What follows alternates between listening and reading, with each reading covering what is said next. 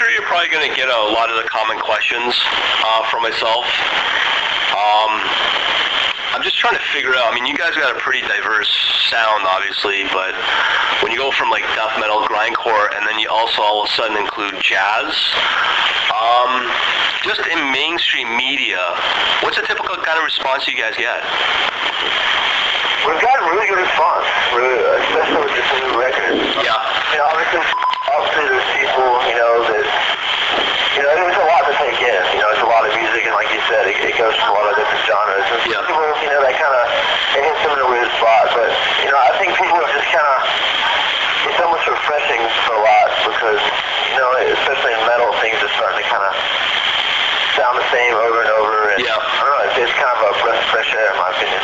Yeah. Okay.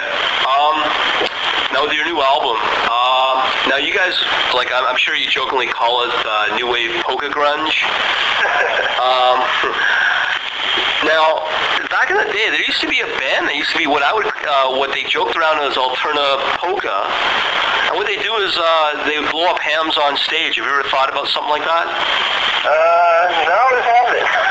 The good thing about that, one reason we never even said that was when we first released the record, or when we were putting on a website that was done recording, we wrote that, what did we write? Adult contemporary death metal. And right. It was a complete joke, Well, I could pick up on that, but just maybe throw it out there and, if you want to have something that is a different type of sideshow, or, sideshow, there you go. Blow up a couple of hams and you get a reputation for that. Now, the other thing is, of all the bands that you guys have toured with, outside of Ozfest, what band would have given you the most exposure?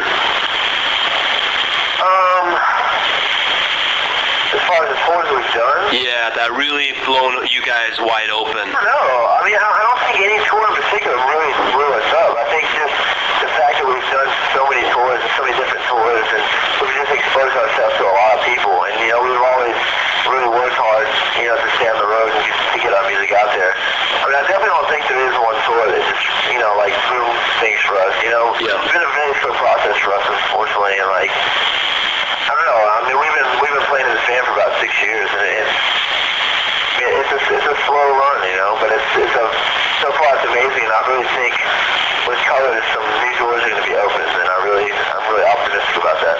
Right. That's good. Now, obviously, you guys have quoted yourselves saying that, the new album's based on a variety of moods. What moods have you guys moved from what to what kind of deal? Moods? Moods, yeah. Moods, anger, funny, that kind of deal. I don't know. It's always different, I mean, I think the reason, especially the new record, there's so many different, moods, so to speak, is just because all five of us write. When you have five months working on every song, there's a lot of, there's a lot of diversity there, and we all kind of have our own styles, and we all write, certain ways, and I think that's why they turn out, the way they turn out. Okay, that's fair enough. Another question is, a lot of bands divide up their albums and tour cycles, and they divide up into chapters. Basically, where do you define yourself, and what chapter are you at in the evolution of Between the Buried and Me? I mean, that's a pretty vague question, I know, but... Yeah, I don't know. That's one of those questions that, I don't know, it's almost impossible to answer because, in this business, as everybody that's involved in it knows, you never know what's going to happen. You never know. Right. Next month we might be the biggest thing in the world. Next month, everybody might have forgot about us. It can happen so fast. And I think as a band and as musicians, we're at the peak right now. Okay. As far as our writing and, where we've become as a band and as people. But, as far as success, you never know. But yeah. I do feel like a good point, as musicians. Okay. This is going to be the last question. I don't want to take up too much of your time and whatnot, but of all the influences you guys have, who would be the one and primary influence that you guys could cite? I try to make it a little hard for you. Influences, I don't know. We